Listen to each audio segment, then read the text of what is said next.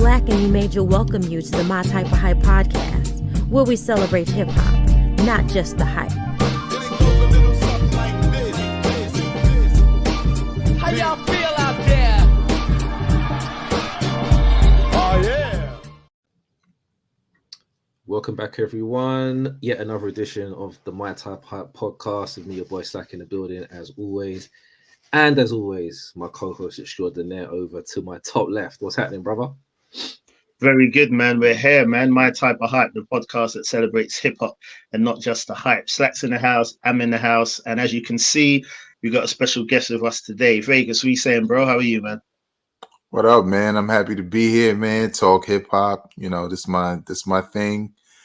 Lifetime hip-hop fan, former DJ, part-time MC sometimes, and kind of, you know. Yeah. But yeah, man, happy to be here and chop it up with you fellas. Good, man. Thanks for joining us, Definitely man. So, definitely a pleasure. yeah, man, definitely. But we know that obviously we you know, we interact on the timeline and we talk. We've known each other obviously a couple of years now, interacting on and off. We know that. But just for the people who maybe are not that familiar with you, do you want to just share what you do? Because we know you do a lot. You got your hands on a lot of pies. You'll get your own podcast and that as well. So just take a bit of time, man, and promote anything you want to promote. Big up anything you want to big up, man. It's all yours for the minute. Sure. So I am by trade a broadcast media professional, mostly in public radio. For those who don't know, public radio is nonprofit. And the difference between that and commercial radio is with public radio, public media in general, that's digital and the broadcast side. You get a bit more of a deeper look into the content. So whether it's news or politics or music or whatever, it's not just hot song, play it, next song, rinse and repeat. It's more like information regarding songs, sometimes B-sides and deep cuts, and the announcers, and I'm not throwing any darts at anybody, but the announcers tend to be a little bit more knowledgeable about the content because they have to talk more about it, right? So, and I've been doing that for 25 years plus, but beyond that, I've been a hip hop head since probably 2 years old. If my mother tells the story, my pops was a DJ, my brother was a DJ, so I grew up around it. Back then, I wound up becoming a DJ and a MC. Honestly, 2024 will be my 30th year as an MC, which is crazy because I started rhyming that long ago. But long story short, I've been working in radio and doing a hip hop thing on the side. And what I do now, as far as podcasting, is a podcast called Hip Hop Now Podcast. It's a weekly podcast that's news and perspectives based. So I tell you the news, usually 3 headlines, and then I give you my opinion on it. But that podcast is a direct result of a radio show I used to be a part of called Strictly Hip Hop, and a segment I used to write and produce and voice called One to Flow on. And all it was whatever the news of the week was, you know, I would write a piece on it and then produce it for radio. So my career and my hobbies have been interconnected in a lot of ways throughout the years. And Hip Hop Now Podcast, which is available in audio form, but also on YouTube, is just a product of that. And, you know, people like it, so I keep doing it. So. Yeah, man. That's dope, man. That's interesting, man. Yeah, I've checked a few of them out, man. I like what you're doing, man. I've been on one of your shows as well when we're speaking about the Wu-Tang saga, which was good, man. I enjoyed being on that as well. So yeah, man, keep doing what you're doing, man. Enjoying the content you put out. All right, man. What's the topic of the week? All right, so we thought we'd have a bit of fun with this one, man. When we drop this episode, so for you listening now, watching now, it's actually going to be Valentine's Day. So we thought we'd stay in the mood, and we thought we'd talk about love in hip hop today, man. So I need to clarify, not love and hip hop. We're not talking about the show. We're talking about love in hip hop, right? I mean, hip hop's one of those things where when you think about it, a lot of people can look at certain contents, you know, they outsiders, I say outsiders, those who ain't maybe privy to the culture as much, they can just think it's an aggressive art form, or it's this or it's that, or it's a you know, guns, killing, all this and that. But as you and I know, and most of the listeners will know, hip hop covers everything, man. You can get anything you want from hip hop. You know what I mean? You can get any topic you want, cultural discussions, conscious awareness, anything you want, man. But one of the things that ain't really highlighted much are love songs within hip hop. So yeah, we thought we'd speak about that a bit today, have a bit of fun with that, man. So love and hip hop. So as we kick off, man, what's your guys' thoughts on rap love songs in general, man? How do you feel about it? Vegas, Anyone you go can first, bro. You're the guest. Yeah, all right. So, well, I like how you made the point about it not, you know, like hip hop not just being about one thing, and I think it's a prime example of also what I like to say when I tell people what hip hop is about. It's about reality, right? Love is a part of that, right? Drugs is a part of that. Crime is a part of that. Weed is a part of it. So whatever type of hip hop consciousness or whatever. So whatever type of hip hop you fancy, especially if you like it all, it's just representative of life, and love is just another part of that. And for me, like when you told me what this topic was going to be, I was like, man, they're mad love songs like in hip hop. Like I thought it was going to be easy. I thought I was going to write them down, then I was forgetting about things.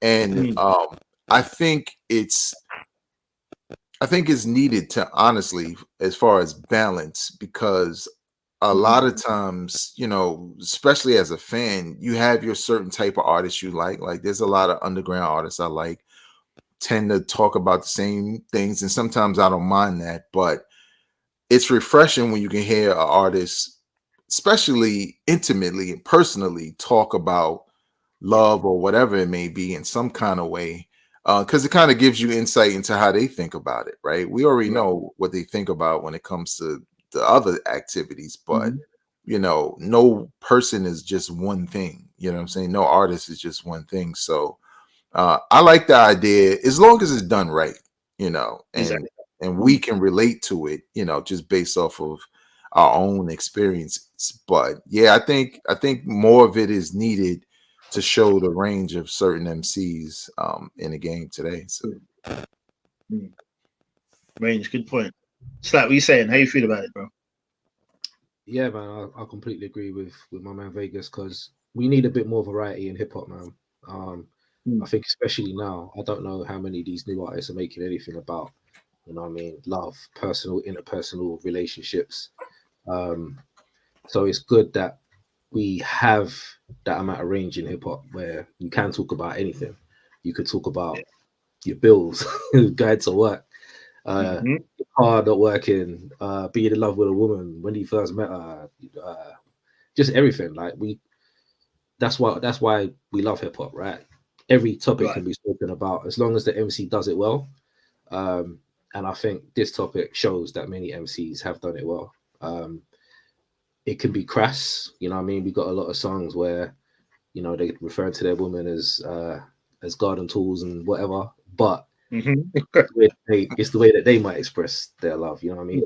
Some are a little bit more they got a bit more etiquette, let's say, about it when they're talking about love. So although it's like a small part of hip hop, like a small topic, the amount of ways that it can be expressed is something I'm looking forward to us getting into today, man. So, and especially tying in with the whole Valentine's Day thing, man. So yeah, I think it's dope, and yeah, it'll be good to see some more of it nowadays, man. Instead of, you know, clubs, strippers, shake it, twerk it, it'll be good to see some of the younger MCs expressing how they feel about love and how they can emote that through a microphone. It'll be really interesting to see. Definitely. Yeah, man. So what we thought we'd do, we get into it and just sort of throw out some of our favorite songs and some underrated love songs and things like that, man, that we thought we'd throw out. But before we even get into that, I just want to ask you, and obviously this weren't the first love song, so I know that in hip hop, I mean, but there's a reason I'm asking is because for me personally, whenever I think of love songs in hip hop, I think of LL Cool J, I Need Love. Do you know what I mean? Because you've got his whole thing is just like, I'm bad. Do you know what I mean? LL Cool J is no soft MC. We know he started rapping at like 15, 16, but he's always just had that hard persona and everything like that. And we'll probably get into him a little bit more later. But How did you both feel? Vegas, you can kick us off. How did you feel when you first heard "I Need Love"? Like, what was your thoughts on it? So when I first heard it, I don't even know what age I was. I know I was young, but I saw the video first. And I have a humorous side to me, if you don't know already. Yeah. Where I was like, damn, why he hug her so many times like that? Because it was just weird to me, but I was a big LL fan. And I had no problem with it because really I was reacting to, or I was watching the reaction of like my older sister to it, who was a teenager at the time, and she was into it. So a lot of times I always looked up to people, older than me to see what was hip. And I already liked LL. So when I saw the video, I was just like, oh, this is dope. Then I had a little storyline. I don't know if it played all the way out with the kidnapping or something like that. But it was just interesting. But yeah, I didn't have a problem with it when I first heard it because I saw the video first. Right. Yeah. Slap, what you saying, bro? How about you? I actually liked it, man. I'm not sure if it had something to do because my introduction to LL would have been later than a lot of other, like a lot of my friends. A lot of them are older than me. My uncles, my dad, and everything who introduced me to hip hop, obviously older than me. So they was listening to LL before I was, if that makes sense. So when that came out, it wasn't like I had judged him off his previous stuff. So if he's coming out of a load of, harder records and stuff like that, I might have been, or if I was older, I might have reacted a little different. Like, why is he doing this soft shit now? You know what I mean? But because I didn't, I just liked it because I thought it was a dope song. When I was a kid. And seeing LL have that range as well, as that word's gonna come out quite a bit today, I think. That's MC that can do, I'm Bad and Radio and all that, Rock the Bells, all them hard tunes, and then do I Need Love and cross over to a whole new audience. Because I think at the time LL had everybody. He had the guys, he had the girls, he had the older crowd, he had the younger crowd. So he could have pretty much done whatever he wanted. So there was only a certain amount of MCs that could make a song like I Need Love and make it work. And obviously he's one of them. I would think that a few of the older heads might have been like, what's this bullshit? What's this soft gravy ass crap? But for me, I thought I liked it, man. I always thought it was a good song, if I'm being honest, man. Even to today, I think he took a risk when he made that song, but it worked because he's LL Cool J. I don't think any other MC. Well, some definitely could have. I think Slick Rick could have definitely pulled off I Need Love. So not many MCs could have done it, and for LL to do it, I respect him for that, man, because it was so like outside of his usual wheelhouse that he would have done. And it's a classic, man. You know what I mean? We could play that now in a club, 100%. Like we do like an over 35 crowd. Everyone will be jamming to that to this day, right? So, cool. Yeah. And that's why I asked about it, because I feel like, and obviously, you know what I mean, I could be completely wrong, but if I think about love songs in hip hop, that's the first song that comes to mind for me. Because just like you said, I was more introduced to Ella a little bit later. So I went back to obviously his stuff. But I know when I heard I Need Love, for me, I thought I always liked it and respected it. And I thought, right, that takes like skill to do that like that. And I respected the vulnerability of it. Do you know what I mean? But I just felt like it was done so well. And I actually respected how someone with that persona is able to drop a song like that. Because I heard a lot of people dissing it in it. Not at the time, but like I just knew it was almost like historically dissed, if that makes sense. Like I'd hear a lot of people like mocking it, like taking a piss out of the song and blah, blah, blah. I'm like, nah, man, I actually think it's sick for him to be able to do that and do it well. So yeah, it's interesting, man. So that I guess is going to be probably the underlying theme and feel of what we're discussing, man. So let's get into it, man. Let's get into it. This should be a good one. All right, so we're going to look at, I'll say some because we'll see how time goes. Let's just say some of your favorite love songs in hip hop, right? So we'll just go around the table. So Vegas, as the guest on the show, we'll have you start each time. We'll go to Slack. I'll finish off, and then we'll go back to you. So we'll name a song each, artist and song, and just how you feel about the song, man. So kick us off. What's one of your favorite love songs in hip hop? Well, I mean, if people know me, they already know who my favorite rapper is. Biggie Smalls.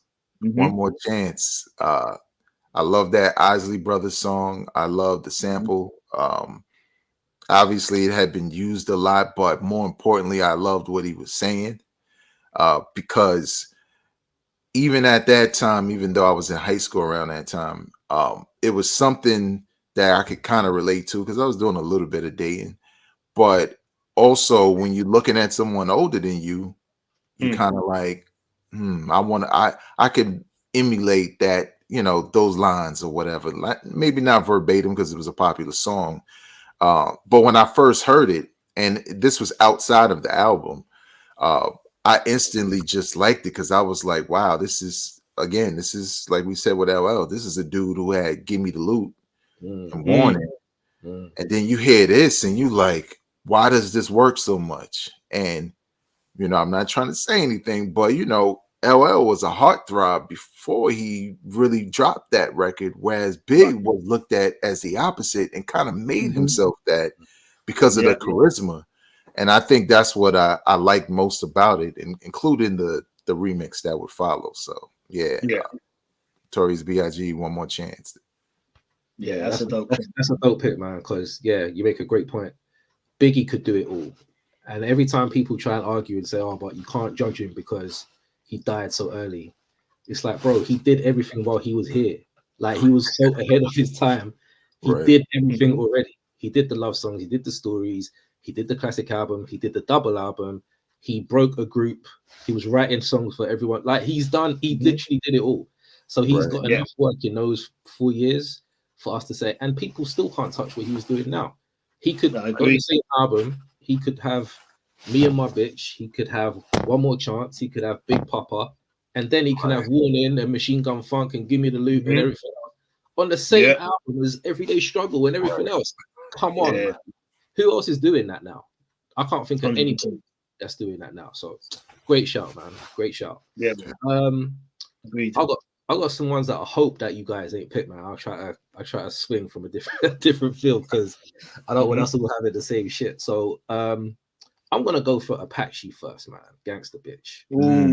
Ooh, now good shout, man. I love that. Although it's not like, oh, I love you, baby, and all that kind of shit. Like, that song, like, is so dope because he's talking about what he wants in a woman. Then he describes the woman. And then she dies in the last verse, and then he's like, who's gonna be my next gangster bit? Like, that was just the whole shit about it was just dope. The beat by Q-Tip, dope. Apache's underrated, man. I loved his debut album. Yeah, true. Yeah, I thought he was super dope. He used to write a lot for Queen Latifah as well. Right. So, Apache has skills, man. R.I.P. Apache, but that song will live forever and ever. I just love it, man. Just as a love song. He wants a hood woman, describes her to a T, describes what she's like, described the whole relationship, and it was just a dope song. Just 3 verses. It was. Beat. It was. Can't go wrong. That's a sick shout. I actually completely forgot about that song. As soon as you said it, I'm like, brother, look at that. So crazy there. It's actually that song. It didn't even come to mind. That's crazy. But yeah, that's a good shout, man. You mentioned it when you speaking in your beginning, Slack, and I'm gonna go with Biggie again. I'm gonna go at Me and My Bitch. It's not the most romantic songs, but once again, one of the first ones that came to mind to me, because even though I say it's not romantic or anything like that, it really is. Like, the thing I love about it is that, like Vegas said, when you're doing something like that, it's got to be relatable. And I think Biggie done it masterfully because he didn't just try to go in a zone where I'm trying to be lovey-dovey or I'm trying to be romantic or I'm trying to do this. He still brought the gangster element into it with the lifestyle that they're living, but still expressing how much he loves her and wants to be with her. Just those lines when he's like, lie together, cry together, I hope we die together. Like, even that little sentence there says it all. Do you know what I mean? And like only he can do, man. I think Biggie just done it incredibly, man. To the point where he's talking about them arguing and they're throwing all his clothes out the window, and you can just picture it all, man. So yeah, I think that was an incredible one, man. And that was the first one of the first ones that came to mind. So yeah, Biggie. Yeah, that's dope, man. The first time I heard that line, lie together, cry together, I swear to God, I hope we fucking die together. That sent a shiver through my. I was just like, that is brilliant. Right. To love a woman that much, you're like, I don't want to be alive without you. That's basically what he's saying. Like, yeah, dope, man. Trust me, man. Yeah. To this day, man, brilliant. Love that. One of the Vegas, things I like about both of y'all picks, though, real quick, yeah, man. is what we mentioned, reality, right? Like, Yeah, I Need Love may be somebody else's reality, but me and my bitch, and even from a woman's perspective, may be her reality in her world where she lives and her relationship. And I remember like both of those songs, really Gangsta Bitch more than Me and My Bitch, kind of being controversial at the time because of the use of the word bitch. Right. But people outside of that not understanding the language wasn't offensive to Right. the woman who's receiving it. So yeah, Very good point. like I Yeah, said. that's a good point. What you got next, Vegas? All right. I have All I Need, Method Man, featuring Mary J. Blige. The original was cool when I heard it on Tikal. But then when I heard the I guess the Bad Boy remix or whatever, I was like, this is an anthem. Like just the way it starts with Mary singing and the sound, and then the beat hits, and the video was another thing that I wasn't a Method Man type of boyfriend, but I had seen that happen a lot. What plays out in the video, and just even the opening lyrics already sets the tone for what it is, for what the song is. Shorty, I'm there for you anytime you need me. For real girls, me in your world. Believe me, nothing in the world makes a man feel better than a woman. Like that's just dope, right? Like it just sets the tone. And honestly, for those who don't know, it also gives you a snapshot into the early 90s and how love songs still had bars. You know what I'm saying? Like you can express your love and still kind of be like, oh, I like the way he lined those words up like that. So classic record to me, standout on that album. Loved it back then, and it gives me the same feeling today when I hear it, on the radio or whatever. So dope record. Agreed, man. That song lived forever, man, for real. 100%, man. I had that down as well, man. Brilliant pick. I didn't put it down because I knew one of you guys would definitely have it. I'm definitely going to be Mr. Honorable Mention today, but I've got my backup ready. So there was three versions of that song, right? There was the one that was on Tikal, then you had the Razor Sharp remix, and then you had the Bad Boy remix. Right. Yeah, and then that's crazy. Three different versions, but all three are dope. All three are dope. That's what's crazy. Yeah. I wonder if there's any other. I have to revisit that and see if there's any other songs that's got 3 remixes that are all dope. Yeah, that's very good. All right, cool. I'm gonna go for "Sweet You" by Fonte. That is literally a song that you could play at a wedding. He's literally describing meeting a woman. He's talking about when he first started dating her, he's making her smothered fish, and then he's like, "Nah, I'm just lying. I made you chicken." Like, then he's talking about putting a ring on his woman, what it's like to be in a relationship, what it's like to be married. Proper grown man music. Something you could play in front of your mother. You know what I mean? My mom loves the song. And it's one of them. Like, there's no real kind of hook. There's no song structure to it.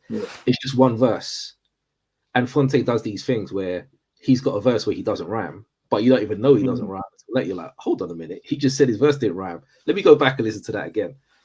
But this one, he just does a verse, but you think of it as a whole song. You don't realize until afterwards. Wow, there's no hook, there's no second verse, but the song is just dope. Like, it's just good all the way through. And a woman could just listen to that and be like, yeah, I like the way that he loves his woman. It's just a good song, man, off his No News is Good News album. Just a great grown man hip hop record that you can just play with a girl. Just super dope. Yeah, I knew Fonte getting mentioned, man. He's definitely a masterful guy. Like that you can put in there. Yeah, for real. Definitely. No, that's a good shout, man. Definitely the guy for that. I'm just gonna scroll through because I got like way more than 5. But Let me go with no surprise to you. I'm gonna go with LL again, man. Once again, I kind of feel like it's doubling up because we spoke about him before, and we spoke about Biggie, me and my bitch, like together, cry together. So I'm gonna go with LL, Love You Better. For me, a lot of people might think that song's cheesy, man. I absolutely love it, man. Absolutely love it. That beat is hard. It's hard, bro. Yeah, killed it. Love it, love it, love it, man. And with the whole, like together, cry together a bit. I think he just done it brilliantly because, like with the whole, what's it called? I Need Love. I think LL's brilliant at just being vulnerable with it, but not in a way that makes you feel like this dude's just. He does it in a way that's like, well, that song anyway. It was more coming from an apologetic angle as well, and obviously it was real because we had said interviews, like he had messed up with his wife and not treated her right, and just what I mean, like anyone who's been in a long-term relationship can probably vouch for that. And when he was saying things like, what, I literally just need to treat you better, the things that I used to appreciate about you before I take for granted now, and just little things. And I was listening to it. I ain't even gonna lie, I was listening to it thinking, right, dude, that's deep. And so for me, like me and my missus love that song. Do you know what I mean? And I think there's a lot of relatable things in that song. I think he done it brilliantly. He rapped on that. The beat's hard, like you said, and it's perfect for me, man. I think it's a brilliant song. I never really hear it mentioned much, so definitely Love You Better. Brilliant song for me. Yeah, I like that shot, bro. I was still in the club when that came out. That joint came on. I was like, damn, I'm married now too. I gotta leave. Listen, yeah, man, it was just a lot of 2000. That was like 2002, something around there. Yeah, I think it was. I think was it off the 10 album? I think it's the 10 album. Yeah. Because he dropped a few. He dropped another one around the time. Was it on the same album? The song with not Ashanti, A. Marie. Paradise. Very nice. Paradise. There's another one he dropped around that time. I had a similar feel, but just kept spinning the Love You Better, man. But yeah, it was around that time, 2000, early 2000s. Yeah. Cool. Vegas, what's up, bro? All right, I'm gonna go with one that's kind of in the same vein. "Song Cry" by Jay-Z. Yes, I think in a lot of ways, Jay-Z had never done anything like that before on record.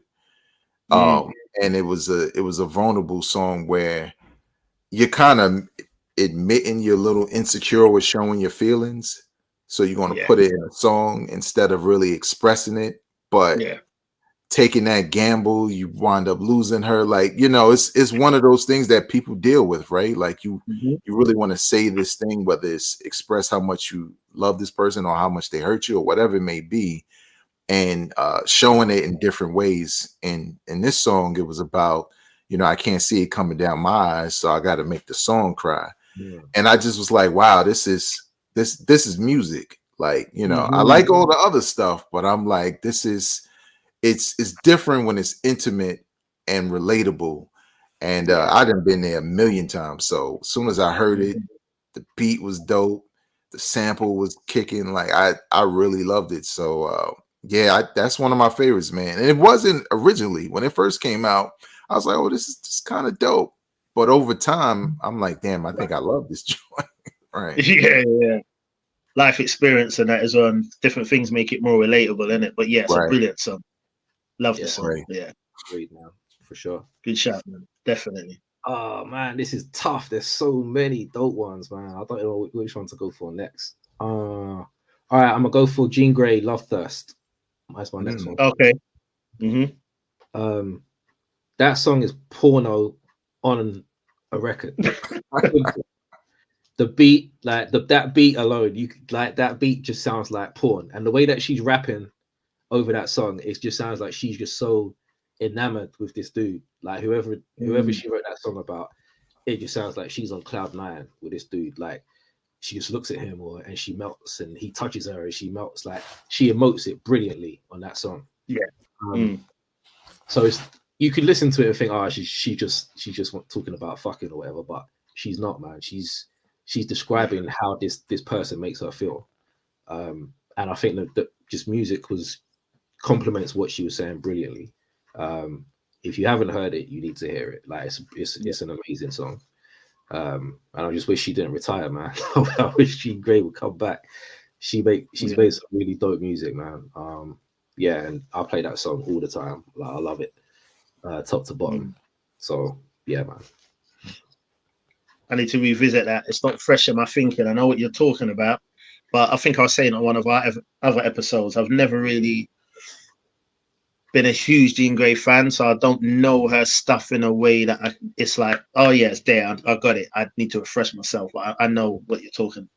But yeah, she's definitely got skills. It's just I don't know. I've never really spent much time with her music, I guess. But yeah, if you're not feeling, if you hear that song, you're not feeling it, man. I got to question you. I got to see what's going on. Even the hook where she's talking about "you make me so high," I get so high off your love, like, and the whole song, it sounds like she is high off whatever she's feeling. It's just an incredible song, man. Just really well done. Yeah. Skillfully done. Yeah. Feel that, man. Is it me? Yeah, my turn. I feel like my choices are a bit obvious, man, but it is what it is, man. I got to go with DMX, man. How's it going down? Another one of mine. I love that song. Yeah, I just love it, man. I love the beat. I love how X is spitting on it. The story that's being told. Even the video, man. I know we're not speaking about videos, but just even the video just feels so nice and summery, man. Everyone's just chilled out there in the sun, the water sprinklers and all this and that, man. But I like the story he's talking and how he's talking. Obviously, speaking to her, she's in a relationship. Do you know what I mean? Obviously, and you can see it. There's scenes in the video that obviously connect to the song, and then you can see he's with the guys and that, man. And then she comes in, and you can just see that once again. DMX is brilliant at doing this anyway. But even though he's being how he is, aggressive, hard DMX, you still see so much vulnerability in him, and he actually wants to be with her. Do you know what I'm saying? But at the same time, he's like, listen, I'm not going to disrespect this guy because you got kids by him. You know what I'm saying? So you can see he's trying to be respectful to her, respectful to the kids, but you can see that he loves her, man. So I like the way that was done. Definitely one of my favorite love songs in hip hop, man. DMX has it, man. Yeah, you know what's crazy? I think thinking about my next one, soon as you sent the topic, I was like, we're gonna say LL a lot. Yeah, of course, man. Of course. You know what I'm saying? Inevitable. So mine is Hey Love featuring Boys to Men off the Mr. Smith album. I was in college when that came out, so I was in the clubs. But what I like about that song the most is, we've heard LL declare his, love for a chick over and over again, but this record was about her being with somebody else. And there was parts of it that used to make me mad. Like, yo, why you a hater like that? Because he had one joint where, like, I'll be working out every day, think about you. I'm like, yo, like, I wish I would hear somebody was doing that with my lady. Like, word, you preparing? But I just thought it was dope because, again, LL just knows the right things to say, how to say it, and it just made sense because we've all been there. We all been there where we've seen somebody, especially if you're just thinking about school, you've seen somebody, damn sure he look good, blah, blah, then you see she got a man, and then you just scumbag it the rest of the way, like, damn, I hope they break up. Like, like, well, is she? Well, you're just checking to see if she's with him anymore at any given moment. And I think LL did a great job of that with his lyrics. Because usually I don't like shit like that, like with like the Joe record. Like Joe, Joe is just a damn. He's just a hater. Like that's how I know he's a real hater because he's got the cues like that. Right, he done made a career off of it. Yeah, Joe, you're a scumbag, bro. Right. The song though, man, it's a 5-micer though. Let's not even take anything away from the song, man. I know they say it's the blueprint to hating, but tremendous song though. But and also Boys to Men, the way they were singing on that record was perfect. Like, definitely. I couldn't get into that song, man. I just couldn't take the really. Yeah, man. The Dirty Mackin was horrible. He's like, I see you with your man. Like, the dude's just hating for 3 verses, bro. And I just couldn't get into it like that, man. Like, the song itself, yeah, cool, but I'm like, a rapper is sitting there scheming on some woman, like sitting outside while she's going shopping, sitting outside while she's in the beauty parlor. Bro, it's not right. nah, it didn't feel right, man. It felt, When you say it like that, bro, it proper sounds creepy, innit? you should see this car. It's like, yeah, just Exactly. scoping like shit with her dude, man. Nah, I wasn't feeling it like that, man. But as a song, yeah, cool. But LL was on some dirty backing behavior with that one. For me, I'm gonna pick "I Love You, Bitch" by Sean Price. I had that down as well. Yeah, I love that song so much because the humor was perfect. So you wouldn't take that song seriously. Like, he called his wife a Heineken for breakfast ass bitch. You know how crazy that is to put on a love song. And he wrote that song about his wife. Like, shout out to Bernadette, man. Yeah, man. I think it's just an incredible song because it's the kind of banter that me and my girl would have.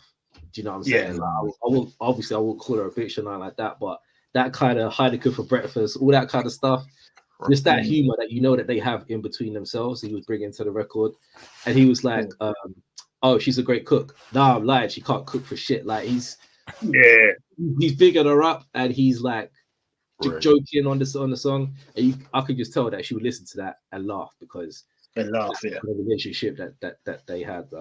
So he literally brought that to wax so well. And I just thought it's a brilliant record, man. Brilliant song. Agreed, man. Yeah, sick. The beat as well. Yeah, that's a good shout, actually. I had that down as a underrated one, but I definitely like it. Like you said, it's the humor, and he came from a different angle. It's like what we love about programs like The Office and things like that. It's like you know what I mean? We're getting insight to bits that we're not really meant to see, and that's what makes it funny. Do you know what I mean? Like a mockumentary, and it's like that. Literally, it was like, I'm not going to do all the lovey-dovey stuff. I'm going to do it like this. But like you rightly said, that shows the relationship they got. Because even all the disrespectful stuff he was saying, you never took it disrespectfully, and you don't think she did either. Wow. Yeah, yeah. Done well. Okay, this is my last choice, isn't it? Before you go on to underrated ones. Okay, so I'm not even going to do all the honorable mention thing. I'm just going to go just with one more choice. I'm going to go with Kendrick Lamar, "Love," off the Damn album. I actually love Damn album. I know it gets mixed reviews. I actually think it's a good album. I like it.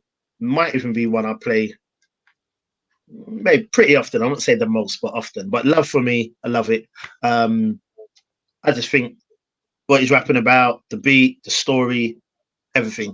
To be totally honest with you, when I first played that album, that was probably the first song that I kind of went back to more often than any of the others. And to this day, it's still one of my favorite albums of Damn. So yeah, thinking about love songs and hip hop, I think Kendrick killed that. I had another Kendrick one I was going to do, Poetic Justice. I actually like that. I love the Janet Jackson sample. But yeah, I went with Love off Damn. I think it's a sick song, man. I like it, still do. So yeah, that will probably be my last one now. Vegas, you got one more? Or have you my last one would be a Tribe Called Quest, Bonita Applebaum. I just remember around that time when it came out off their debut album. I didn't have their debut album around that time. I had no money to buy records. I was young. My brother's DJ, whatever he could pass off a dub to me, I'd take it. And I just remember just liking the record. You know what I'm saying? I didn't really know that he was talking about a woman because I was kind of vibing off of the flow, and I think the apple bum part confused me because I was just like, well, what's that? But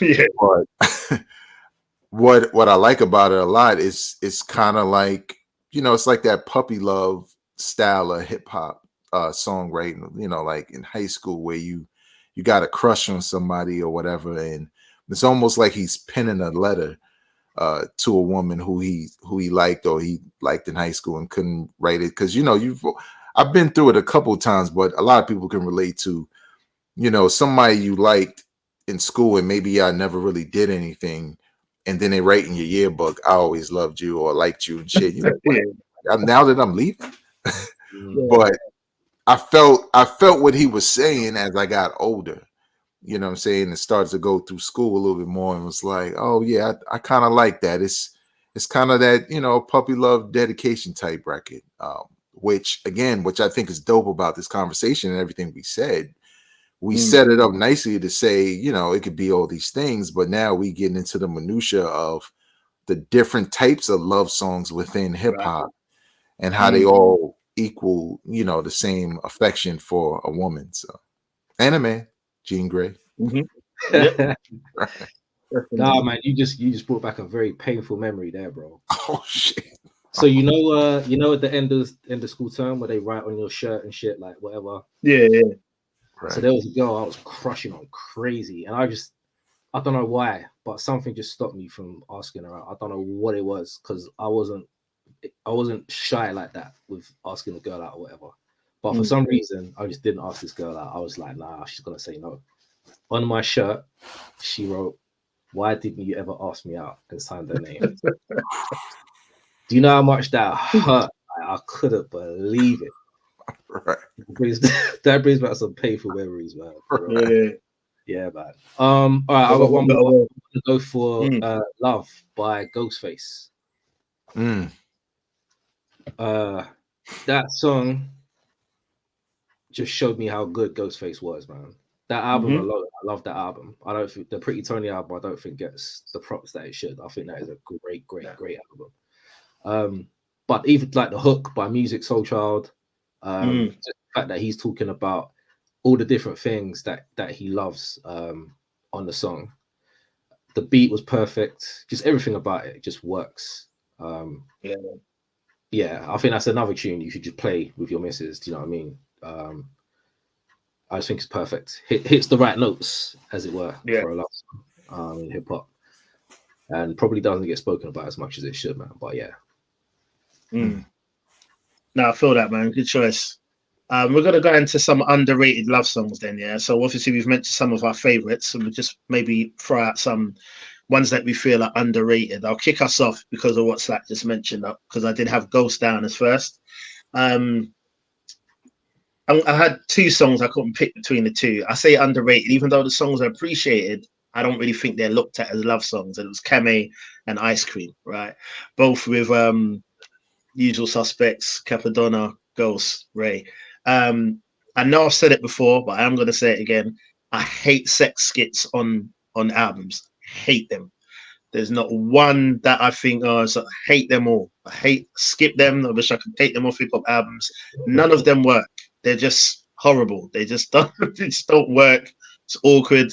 I remember playing Chronic one time, and then the doctor's office came on, and my stepdad was listening as well. It's like, man, it's scarred, man. It's like, you know, I always mind that of his face when that skit came on. Hate set skits in hip hop, man. But Ghostface, the way he speaks about love, even sex in his songs, women, whatever, it's just like he's painting a picture, man. It's like the Sistine Chapel. Do you know what I'm saying? It's like Michelangelo on the mic. He just does it brilliantly, man. To a point where even what he's speaking about might even seem a bit, I don't know, like a bit crass, but he just does it so brilliantly, man. Yeah, and I think even say that again. Like Wildflower, that's what I mean. Right. Yeah, Wildflower. But yeah, Kame and Ice Cream, I just think they all kill it on that. But I just think it's done brilliantly, and I think Ghost is tremendous at doing that, man. But that just goes to his storytelling attribute and how good he is at sticking to a topic and a content. But yeah, I wanted to mention Ghost and Cole said for Kame and Ice Cream as an underrated one. Vegas, what you got as an underrated love song? I think, like you said, right before you said the Ghost songs is true. Like a lot of the records I have, I think they are appreciated. I just think they don't get mentioned enough. Exactly. So I'm gonna go super old school. Houdini, One Love. Yeah. The way Ecstasy was rapping on that joint, it was poetry, but it was also like school.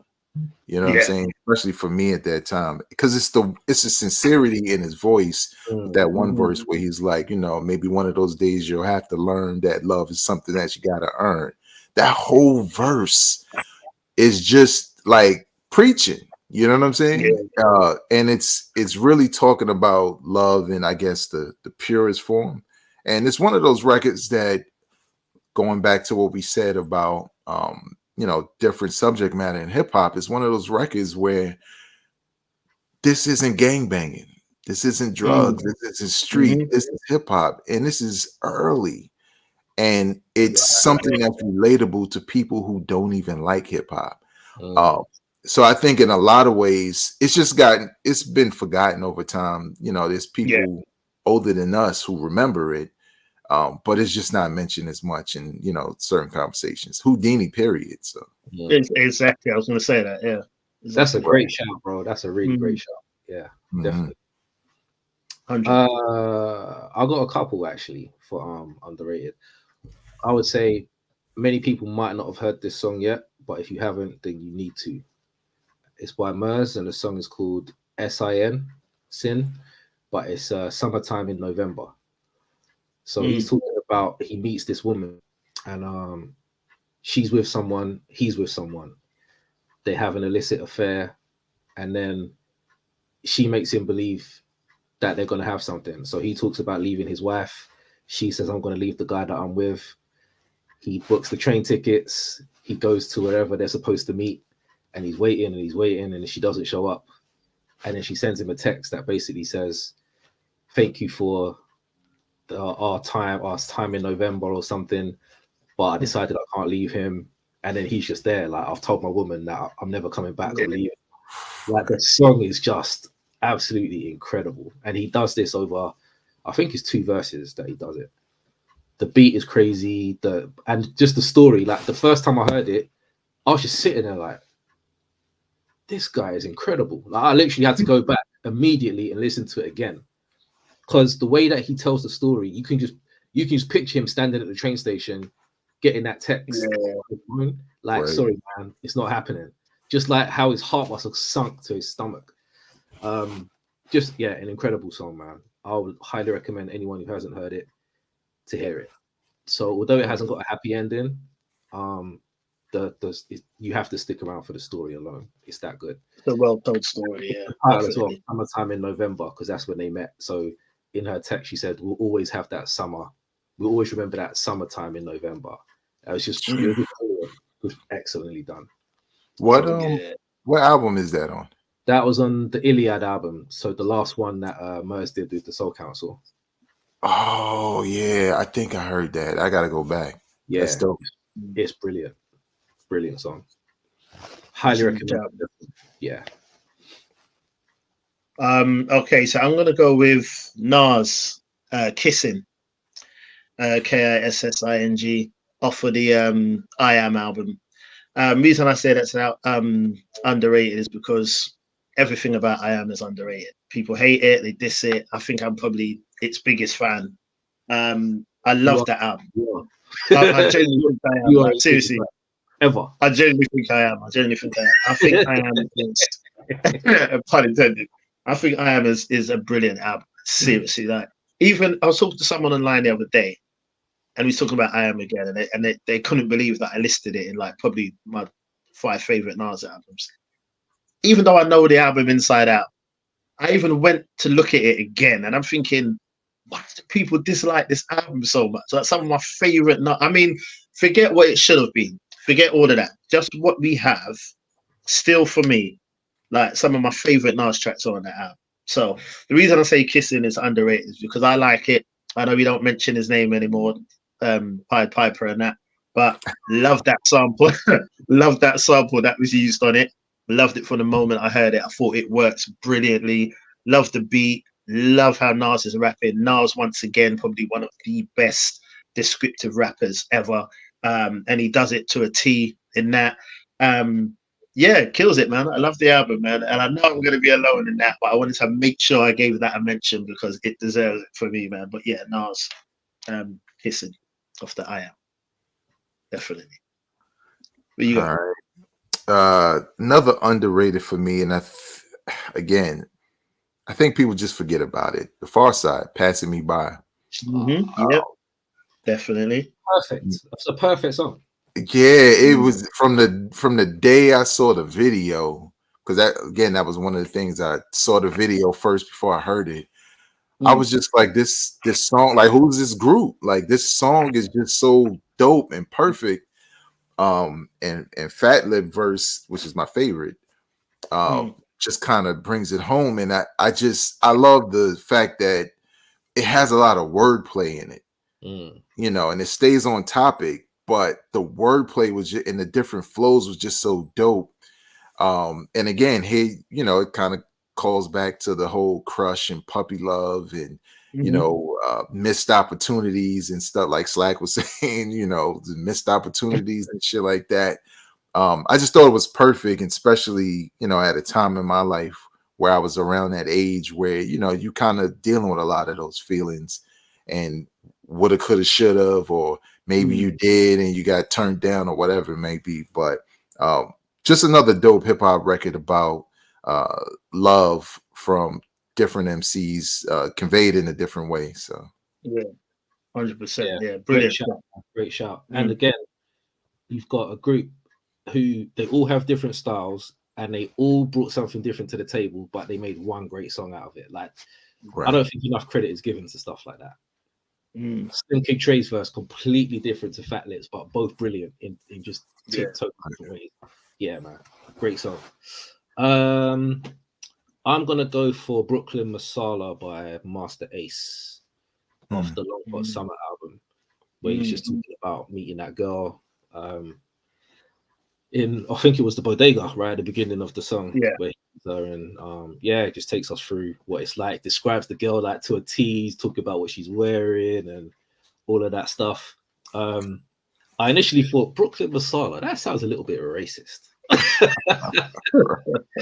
But yeah, it's an innocent play. And yeah, it's just a nice song. It's just a song that you can play anytime. Yeah, just dope off a very dope album. I don't think that album. I think if you know the album, you love the album. More people need to know about Ace's discography, but we can do a whole show on Ace at some point in time. But yeah, I'll say that's a dope underrated love song. Agreed.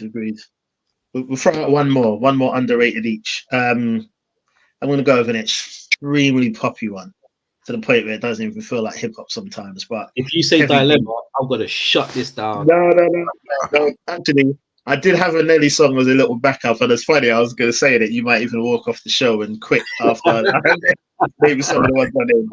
But yeah, I didn't go with that one. But it weren't Dilemma. Don't worry. I'm actually going to go with Heavy D. Now that we found love. Now the reason I say that so extremely poppy because exactly right. That song just feels like, I mean, I was like 9-10 years old or something like that when it dropped. It was always on the radio. It just felt like a pop song. Do you know what I mean? But it's funny, as I got older and I'm hearing it, Heavy D is rapping. Like, I mean, we know Heavy D. You know, it don't surprise us at all. But that song, because it's so poppy and, you know, you forget. Like, Heavy D is really rapping in that, man. And what he's talking about, his flow on that, the beat. Like, if we're talking about feel-good songs, man, that needs to be a 5-micer. Do you know what I mean? And I just think that's underrated. If we're talking about hip-hop love songs and just that kind of thing in hip-hop, I don't feel that would ever be mentioned because it just feels so commercial and so poppy. But I think it's an incredible song, man. And I think Heavy D and the Boys absolutely killed that song. And to this day, I love it to death, man. So yeah, I wanted to give that mention. Rest in peace, Heavy. I'm really surprised you didn't mention a song, bro, but I'm gonna mention it for you. Don't worry about it. I got you. Go on, let me hear it. I thought you would have said Renee by Lost Boys. You know what? Let me tell you something quickly. That was one of the first ones I wrote down. Yeah.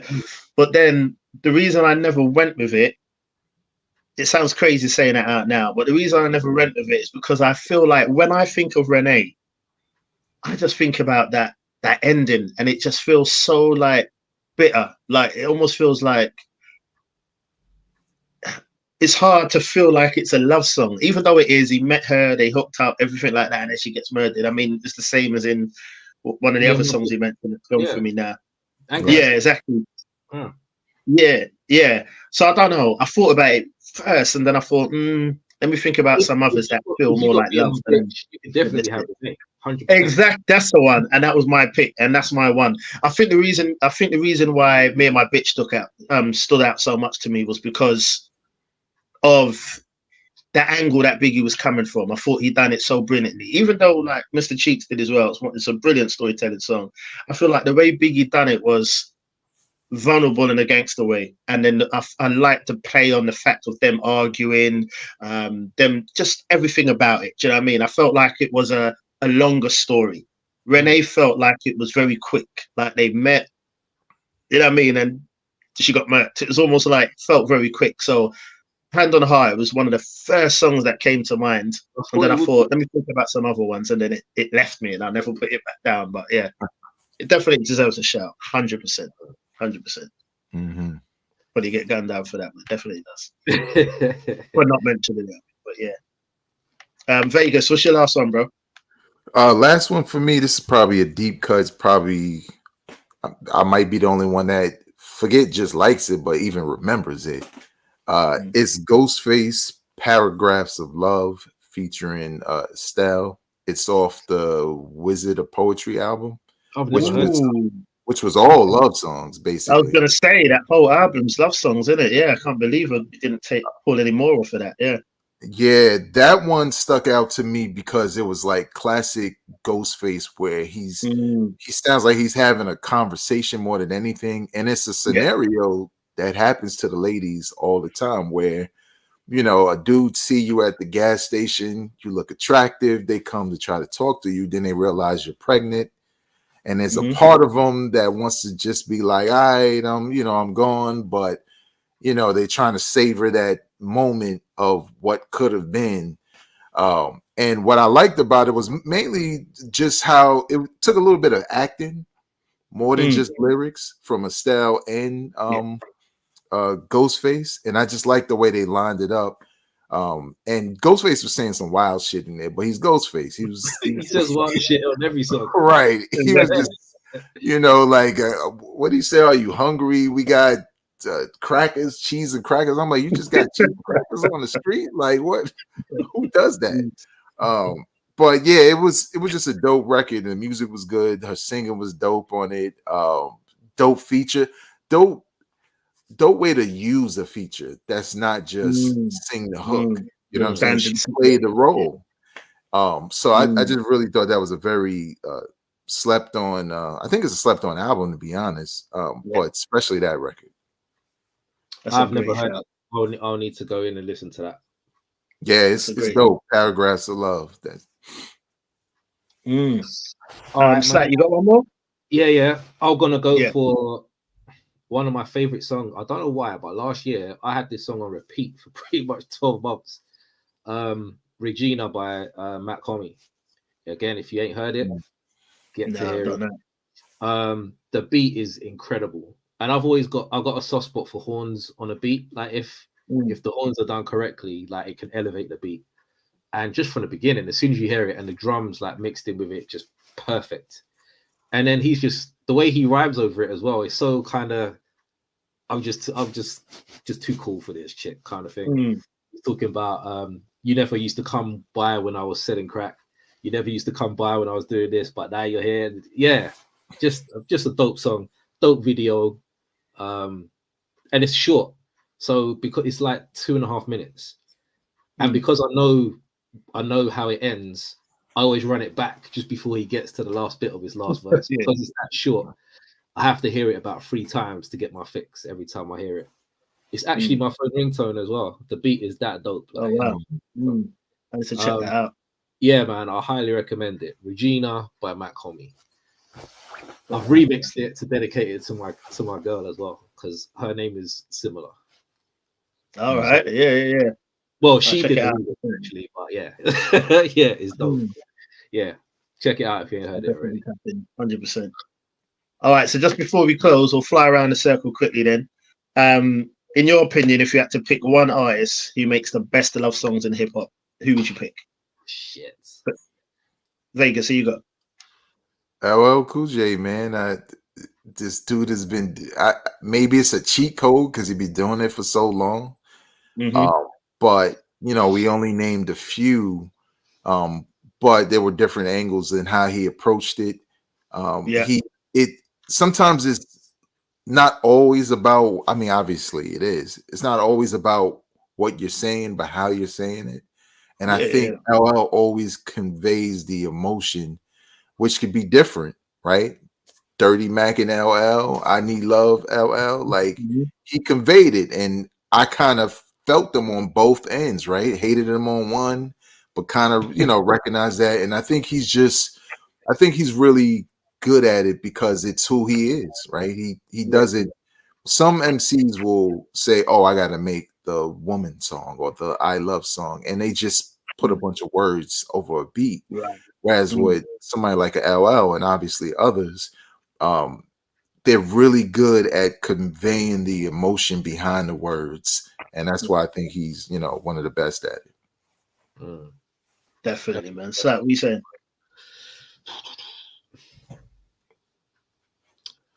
I'm gonna go for Andre 3000. Okay. Every song that he's got a feature on, I Can't Wait. His verse right at the beginning of that song by Sleepy Brown. It's just perfect, man. Everything about it is perfect. You listen to the Love Below album. He Lives in My Lap and songs like that. Like he's just brilliant at writing songs about women.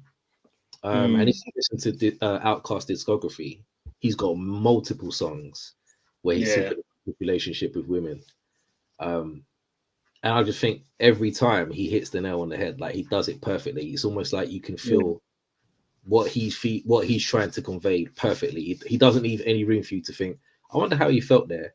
Like he talks about his vulnerability. He talks about him not feeling secure enough to talk to women. But then he's got another side where he's like, I'm gonna bust you. Like I'm gonna give you the best night of your life kind of shit. So it's great to see both sides of that from an MC. I'm really vulnerable. I'm really shy. But when you get to know me, I'm that dude kind of thing. So yeah, even all the way from the Southern Playalistic album, they've got songs. He was a bit more of the pimp, where he's talking about he met that girl at the mall and then she called him saying that she was late, and he was like, "Ain't mine." He's got those kind of lyrics. Then he's got loads of different songs where he's talking about women throughout his career. I think he just does it really, really well, high level, pretty much every time he does it.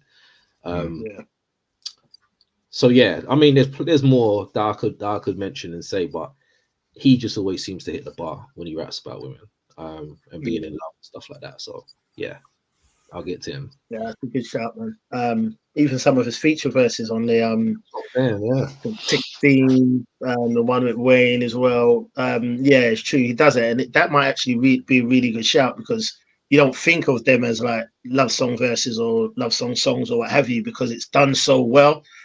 It doesn't stand out like a love song, and that's probably a good sign that he's done it so well, because you're not even thinking about it like that. That's a good shout. I was going to go with LL though.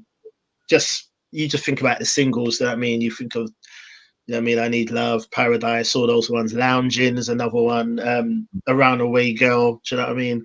All those. Hey Lover. All those. I mean, to the point where Cannabis is like 99% of your fans wear high heels. Do you know what I mean? Because you almost felt like he got to a point where his what he was doing was all for the women, you know what I mean, or for the ladies, and that's probably why. Look at his name though. His name kind of says it all. Ladies love Cool J, exactly. So, right.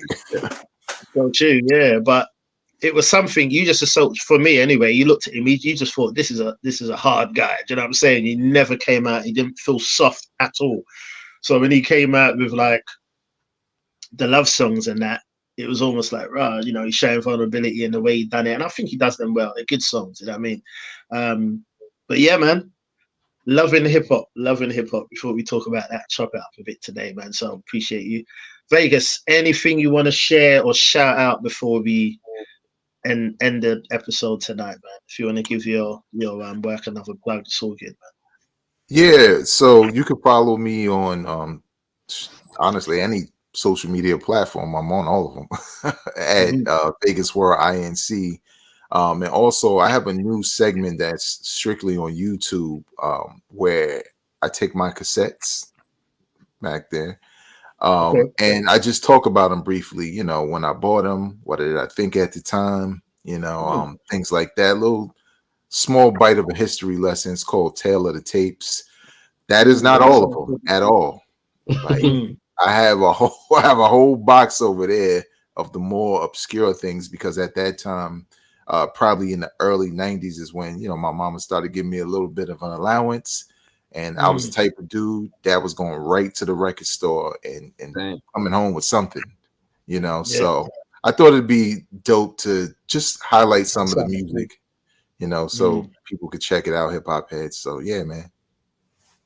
That sounds brilliant.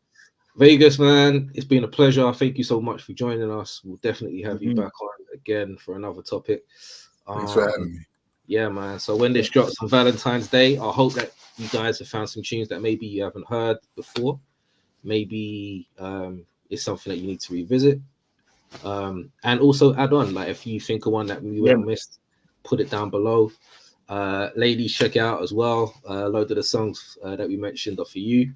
And check us out next week. Who knows? It could be another guest. It could be an interview. It could be a review.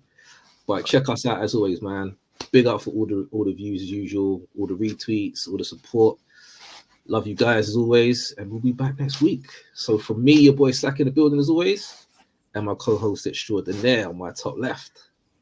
Yes. My Type of Hype, a podcast that celebrates hip hop and not just the hype. Thank you for joining us. Shout out to Slack, shout out to Vegas. Share, retweet, all that good stuff, man. Until next week, keep it blessed, keep it hype. Peace.